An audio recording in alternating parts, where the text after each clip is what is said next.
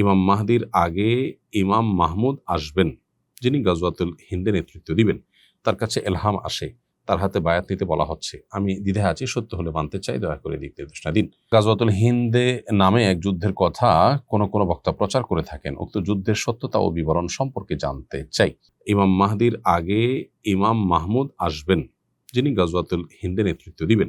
তার কাছে এলহাম আসে, তার হাতে বায়াত নিতে বলা হচ্ছে। আমি দ্বিধায় আছি, সত্য হলে মানতে চাই, দয়া করে দিক নির্দেশনা দিন।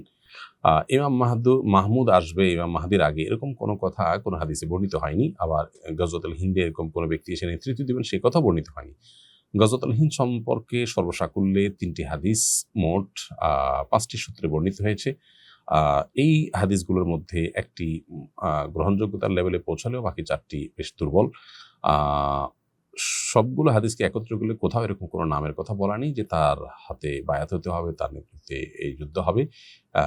অধিকতর গ্রহণযোগ্য মত হলো যে এটা কিয়ামতের ঠিক কাছাকাছি সময়ের কোনো সময়, ইমাম মাহদির আগমনের, ঈসা ইসলামের আগমনের কাছাকাছি সময় এটি সংঘটিত হবে। তবে এখানে মাহমুদ নামে কোনো ব্যক্তি আসবেন, তার নেতৃত্ব হবে, এরকম কোনো কথা বর্ণিত হয়নি। গাজওয়াতুল হিন্দে নামে এক যুদ্ধের কথা কোন বক্তা প্রচার করে থাকেন। উক্ত যুদ্ধের সত্যতা ও বিবরণ সম্পর্কে জানতে চাই। এ সম্পর্কে সওবান রাদিয়াল্লাহু তাআলা থেকে, আবু রাদিয়াল্লাহু তাআলা থেকে একাধিক বর্ণনা রয়েছে। এর মধ্যে সওবান রাদিয়াল্লাহু তাআলা বর্ণিত হাদিসটি সহিহ। সেখানে আমরা দেখতে পাই যে নবী সাল্লাল্লাহু আলাইহি ওয়াসাল্লাম 2টি যুদ্ধের ব্যাপারে আমাদেরকে ভবিষ্যদ্বাণী করে গেছেন। একটা হলো হিন্দুস্তানে যেটি হবে, আরেকটি হলো ঈসা আলাইহিস সালামের সাথে কিছু লোক লড়বে।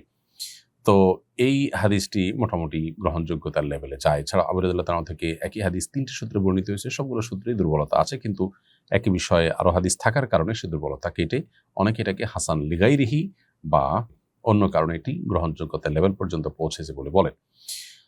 এর বাইরে আবু রাদিয়াল্লাহু তাআলা থেকে আরো একটি তো 3টি সূত্রে বর্ণিত আছে, আর আরেকটি হাদিসে তার কাছ থেকে বর্ণিত হয়েছে যেখানে বিজয়ের ভবিষ্যদ্বাণী রয়েছে এবং সেই যুদ্ধ হবে, যুদ্ধে মুসলমানরা বিজয়ী হবেন এবং শেষ জামানায় এটি অনুষ্ঠিত হবে, এরকম কথাও রয়েছে। তবে সেটা সনদ কিছুটা দুর্বল। মোটা দাগে এই হাদিসগুলোকে অ্যানালাইসিস করার পর উলামায়ে কেরাম অনেকেই বলেছে যে এটি নবী সাল্লাল্লাহু আলাইহি ওয়াসাল্লামের একটি ভবিষ্যদ্বাণী। এটি হতে পারে যে গত হয়ে গেছে, কারণ ইতিপূর্বে যে যুদ্ধগুলো হয়েছে, বিশেষ করে মোহাম্মদ বিন কাসিমের নেতৃত্বে, তারপর সুলতান মাহমুদ রাহিমাহুল্লাহ তার নেতৃত্বে যে যুদ্ধ হয়েছে, অনেকে বলেছেন সেটাই গজওয়াতুল হিন্দ। এবং এক্ষেত্রে মুফতি শফি সাহেব রহমতুল্লাহ আলাইহি পাকিস্তানের সাবেক গ্র্যান্ড মুফতি ছিলেন এবং মুফতি তাকি উসমান সাহেবের বাবা রাহিমাহুল্লাহ, তার মতে হিন্দুস্তানের জিহাদকারী যে কোনো বাহিনীর ক্ষেত্রে সুসংবাদ প্রযোজ্য হতে পারে।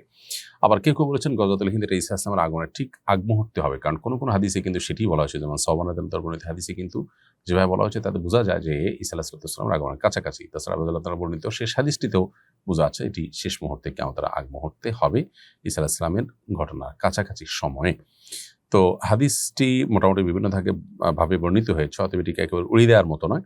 আবার স্পেসিফিক কোনো ঘটনাকেও এটাই গজওয়াতুল হিন্দ এরকম বলে নির্ধারণ করাও কঠিন। তবে কিয়ামতের আলামত সংক্রান্ত মৌলিক একটা নীতিমালা আছে। যেমন আমরা দেখি শেখ মোহাম্মদ আল আরিফি, ডক্টর মোহাম্মদ আল আরিফি, সৌদি আরবের একজন প্রসিদ্ধ আলেমীদ্বীন, তার একটা বই আছে আশরাতুস সাআহ, আরেকটা আছে নেহায়াতুল আলম, কিয়ামতের আলামতসমূহ বড় বই আছে, নেহায়াতুল আলম আরেকটা বই আছে। তো তার এই আশরাতুস সাআহ বা নেহায়াতুল আলম বইয়ে তিনি লিখেছেন যে কিয়ামতের আলামত সমূহের ক্ষেত্রে মৌলিক কিছু নীতিমালা বা কিছু প্রিন্সিপাল আছে উলামায়ে কেরামের মধ্যে। তার মধ্যে একটা হলো যে নবী সাল্লাল্লাহু আলাইহি ওয়াসাল্লাম কোনো ঘটনা ঘটবে বলেছেন, সেটার যদি স্পেসিফিক কোনো কিছু ইন্ডিকেট তিনি করে না যেয়ে থাকেন, তাহলে সেক্ষেত্রে কোনো বিশেষ ঘটনাকেই সেটা ফিট করা, এটা মানে কিয়ামতের হাদিস, কিয়ামত সংশ্লিষ্ট বা ভবিষ্যদ্বাণী সংশ্লিষ্ট হাদিসগুলোর ব্যাখ্যার যে মৌলিক নীতিমালা তার পরিপন্থী। এই জন্য সুনির্দিষ্ট ঘটনাকে এটাই গজওয়াতুল হিন্দ এরকম বলাটা আসলে কঠিন, বিশেষ করে যখন বিভিন্ন হাদিস এটাকে ঈসা ইসলামের কাছাকাছি সময় বলা হয়েছে। আবার কিছু হাদিসে জেনারেলি বলা হয়েছে সে সমস্ত হাদিসের আলোকে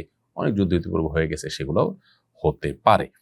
অর্থাৎ বিষয়টিকে চূড়ান্ত করে বলা কঠিন, তবে হ্যাঁ, মোটা দাগে এটি ঘটার বিষয়ে হাদিসের বর্ণনাকে উড়িয়ে দেওয়ার কোনো সুযোগ নেই।